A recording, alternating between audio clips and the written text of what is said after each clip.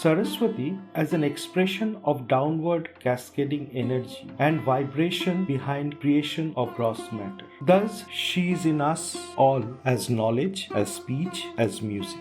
The idea and the iconography of Saraswati is indeed intriguing, one of the most complex, multi-layered, subtle, mystic depiction of any goddess. In her beauty, brilliance and balance, she surpasses all. So let us explore and try to decode the idea of Saraswati together.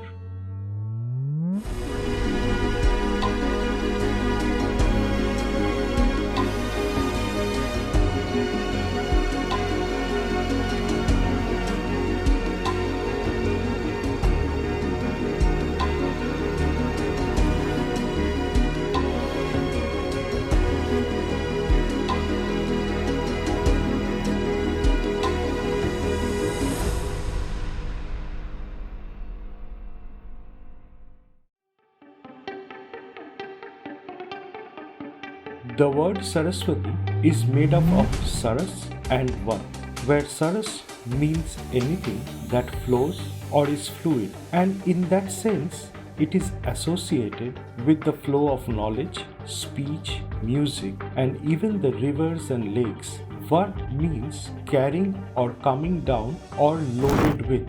However, it is not just the flowing of anything. In its core, there is Ras or Rasa, where Ra is that which revolves centering around the self or Atman, and Rasa is the essence of the idea of revolving around the Atman or Supreme Self. Hence, it can flow as knowledge, as thoughts or information or ideas, or as speech, which is logos, or as music, as in sound vibration.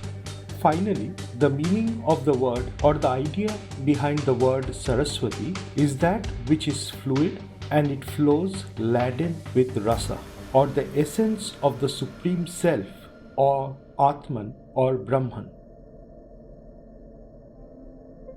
As per the Puran, this material world is the creation of Lord Brahma, and Saraswati as his consort takes primary position in furthering creation process with vibrations and expressions of it in logos or speech. Saraswati is said to have born from the heart of Brahma. Brahma first married Savitri, symbolically light, as a solar deity.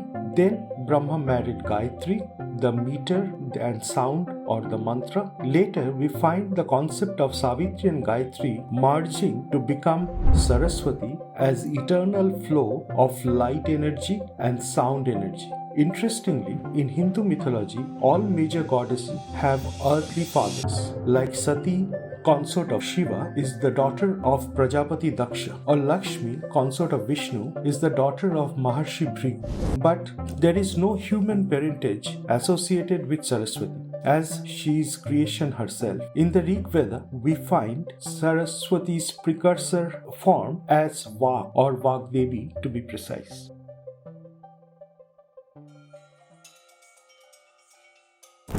Of Saraswati can be found across culture. Like in Avesta, Iran, we find the river Hexavati, where S is substituted with H, like Sindhu becoming Hindu, coming from the word Saraswati, and now extinct river of the Sapta Sindhu or the Indus Valley. Anahita, the Indo-Aryan cosmological figure as goddess of water, Aban, fertility, healing and wisdom, is very close to Saraswati in depiction. Interestingly, Aban's symbol is also lotus flower like Goddess Saraswati. In Greek mythology, we find Athena as goddess of wisdom and arts. She too sprang from the body of Zeus as Saraswati from Brahma's body.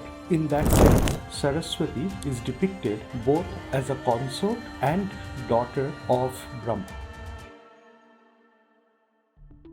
It is perplexing to say the least that why there are no major temples or holy sites dedicated to Saraswati.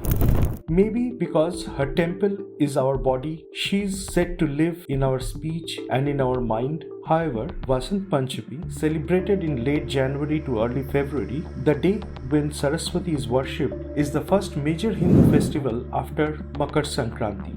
if Makar Sankranti, which is on 14th of January, marks the sun's movement to the northern hemisphere, after which days are longer than nights, it marks the sprouting of life from the deep slumber of winter. Hence, Saraswati has sound vibration, which is considered as the first creation of Brahma from his own body, has to be worshipped first. It is difficult to say if that was the sequencing of festivals in India.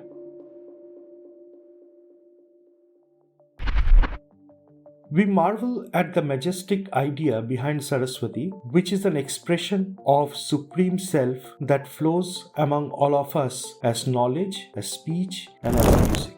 Saraswati as flowing in us all and instrumental in downward cascading grosser material form of creation imparts the essence of the ultimate infinite energy of Brahma, needs to be venerated by all. Om Oing Saraswatai Namo is the Bij mantra of Saraswati.